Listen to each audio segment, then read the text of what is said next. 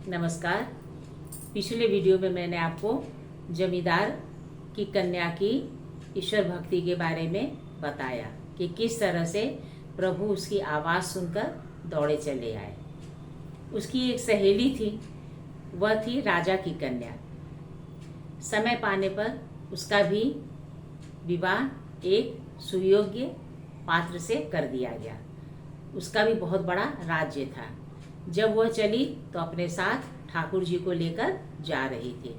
पालकी में बैठी हुई थी और भजन पूजन करती जा रही थी। उसका पति बहुत ही विधर्मी था। उसने सोचा क्या ढोंग कर रही है ये, उसके तरफ ध्यान नहीं देती है और लगातार भजन पूजन किए जा रही है। उसने एक जगह पालकी रुकवाई और कहा कि मैं तुम्हारा पति हूँ और पति का आदेश तुम्हें मानना ही पड़ेगा। तो उसने कहा कहिए क्या आदेश है। तो कहा कि तुम पूजन पाठ बंद करो और यहाँ का आनंद लो, नहीं तो मैं तुम्हारे ठाकुर जी को उठाकर फेंक दूंगा। वह बोली कि नहीं, आप ऐसा कैसे कर सकते हैं, आप ठाकुर जी को नहीं फेंक सकते हैं। थोड़ी दूर पर एक नदी थी। उसके पति को गुस्सा आया। उसने ठाकुर को बटुए समेत उठाकर नदी में फेंक दिया। अब यह देखकर वह बहुत ही दुखी हो गई।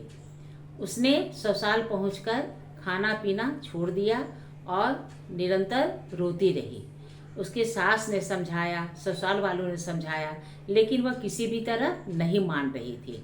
तो उसके पति ने बड़े व्यंग से कहा कि जाओ नदी के पास बुला लो कि ठाकुर जी आ जाओ, देखते हैं तुम्हारे ठाकुर जी कैसे दौड़ते दौड़ते आते हैं। उसकी सास ने कहा कि इस तरह से किसी को नहीं कहना चाहिए।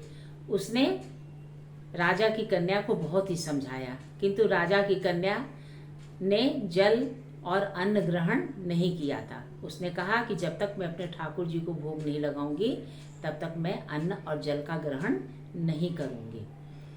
सब उसे नदी के पास ले गए। उसने नदी के किनारे पहुंचकर ठाकुर जी को पुकारना प्रारंभ किया।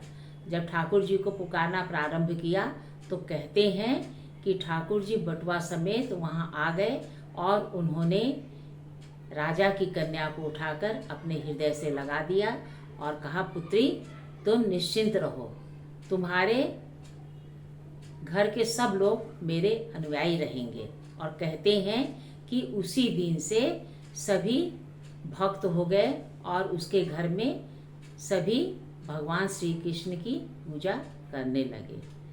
कहिए यह कहानी आपको कैसी लगी? अगर अच्छी लगी हो तो कृपया इसे लाइक और सब्सक्राइब कीजिएगा। नमस्कार।